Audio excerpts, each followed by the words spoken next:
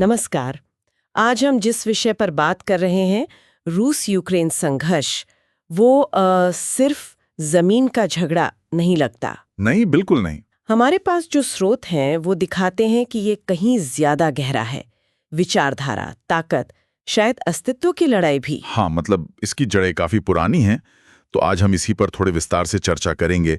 2014 से लेके अब तक, यानी 2025 तक क्या हुआ है। बिल्कुल। तो चलिए शुरू से शुरू करते हैं। 2014, वहीं से ये सब गरमाया है ना? जी, 2014 में यूक्रेन में जो मैदान क्रांति हुई, हाँ, उसके बाद वहां के रूस समर्थक राष्ट्रपति को हटना पड़ा। माहौल बहुत तनावपूर्ण हो गया था। और तभी रूस ने क्रीमिया पर कब्जा कर लिया। स्रोत तो यही बताते हैं। हाँ, फौरन बाद ही। और साथ ही साथ पूर्वी यूक्रेन का जो डॉनबास इलाका है, लुहांस्क और डोनेट्स्क, जी, वहां रूस समर्थक गुटों ने कहा कि हम आजाद हैं। और बस वहीं से एक लड़ाई छिड़ गई, जिसे लोग कहते तो थे लो इंटेंसिटी वॉर, पर स्रोत बताते हैं कि 2021 तक ही 13,000 से ज्यादा मौतें हो चुकी थीं। जी हाँ, 13,000 से ज्यादा। ये कोई छोटी बात नहीं थी, पर दुनिया का ध्यान शायद उतना नहीं गया था इस पर। उस वक्त नाटो क्या कर रहा था? उनकी प्रतिक्रिया क्या थी? देखिए, नाटो ने निंदा की थी, कुछ छोटे मोटे प्रतिबंध भी लगाए थे, लेकिन कोई सीधी सैन्य कार्रवाई नहीं की। वो थोड़ा दूर ही रहे। शायद किसी ने सोचा ही नहीं होगा कि बात इतनी बढ़ जाएगी। शायद। लेकिन फिर आया 24 फरवरी 2022। हाँ, वो तारीख तो कोई नहीं भूल सकता। रूस में जिसे विशेष सैन्य अभियान कहा। जी, वो असल में एक पूरा हमला था। पुतिन ने जो लक्ष्य बताए थे, स्रोतों में जिक्र है यूक्रेन का विनाजीकरण करना, नाटो को रोकना और डॉनबास में जो रूसी मूल के लोग हैं उनकी रक्षा करना। हालांकि ये विनाजीकरण वाली बात पर तो बहुत सवाल उठे थे ना। यूक्रेन और पश्चिमी देशों ने इसे प्रोपेगेंडा बताया। बिल्कुल, इसे सिरे से खारिज किया गया। शुरू में हमले हुए कीव पर, खार्किव, मारियुपोल, बड़े शहरों पर। ऐसा लगा था कि यूक्रेन शायद जल्दी हार मान लेगा, पर ऐसा हुआ नहीं। राष्ट्रपति ज़ेलेंस्की के नेतृत्व में यूक्रेन ने जबरदस्त मुकाबला किया। स्रोतों में भी इस बात पर काफी जोर है। हाँ, उनका प्रतिरोध उम्मीद से कहीं ज्यादा मजबूत निकला। इसके पीछे कई कारण थे।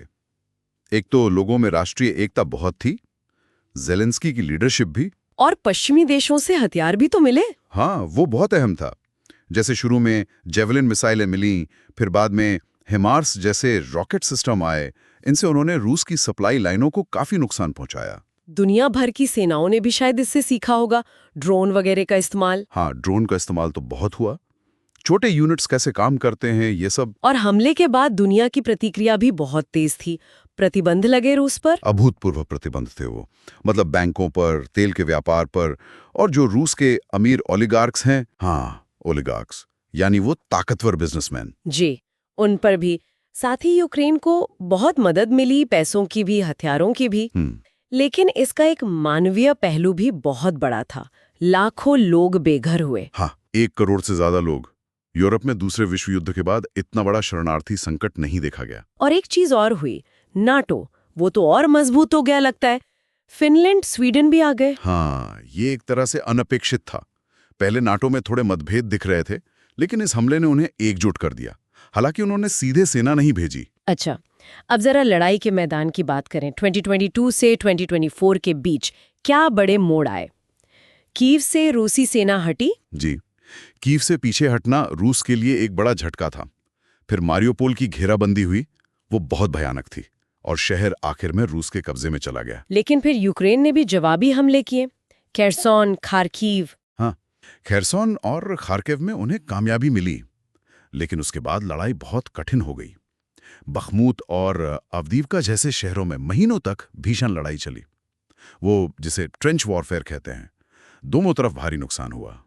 और इसी बीच वो वैगनर ग्रुप का विद्रोह भी हुआ था 2023 में। हाँ, वो थोड़े समय के लिए था, लेकिन उसने पुतिन की छवि पर सवाल जरूर खड़े कर दिए थे। तो 2024 आते आते लड़ाई एक तरह से रुक सी गई, जिसे गतिरोध कहते हैं। हाँ, बिल्कुल।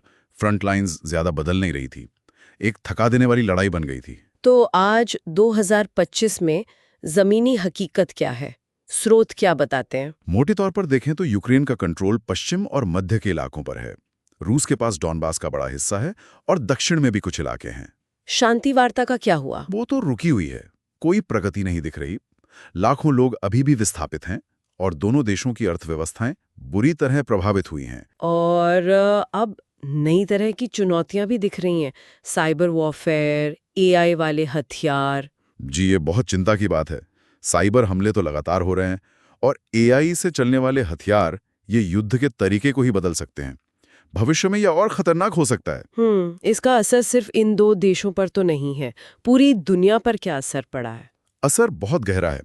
जैसा हमने कहा, नाटो मजबूत हुआ, यूरोप ने रूसी गैस पर निर्भरता बहुत कम कर दी है, तेजी से। अच्छा। वैश्विक शक्ति संतुलन में भी बदलाव दिख रहे हैं। अमेरिका, चीन, इनका प्रभाव अलग-अलग क्षेत्रों में बढ़ा है और कई देश अब अपनी सेना पर ज्यादा खर्च कर रहे हैं, हथियार खरीद रहे हैं। तो ये सिर्फ एक क्षेत्रीय संघर्ष नहीं रहा? नहीं, बिल्कुल नहीं। ये संघर्ष 21वीं सदी को एक नया आकार दे रहा है, ऐसा कह सकते हैं। तो कुल मिलाकर ये युद्ध अभी चल रहा है, बहुत उलझावा मामला है और इसके जो दूरगामी परिणाम है वो शायद अभी पूरी तरह सामने भी नहीं आए हैं। बिल्कुल, लेकिन इससे कुछ चीजें साफ दिखती हैं।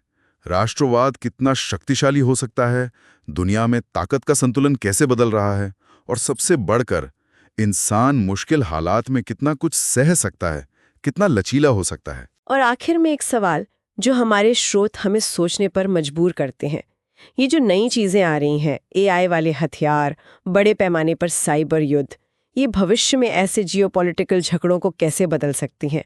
मतलब सिर्फ इसी युद्ध की बात नहीं, बल्कि आने वाले समय के लिए।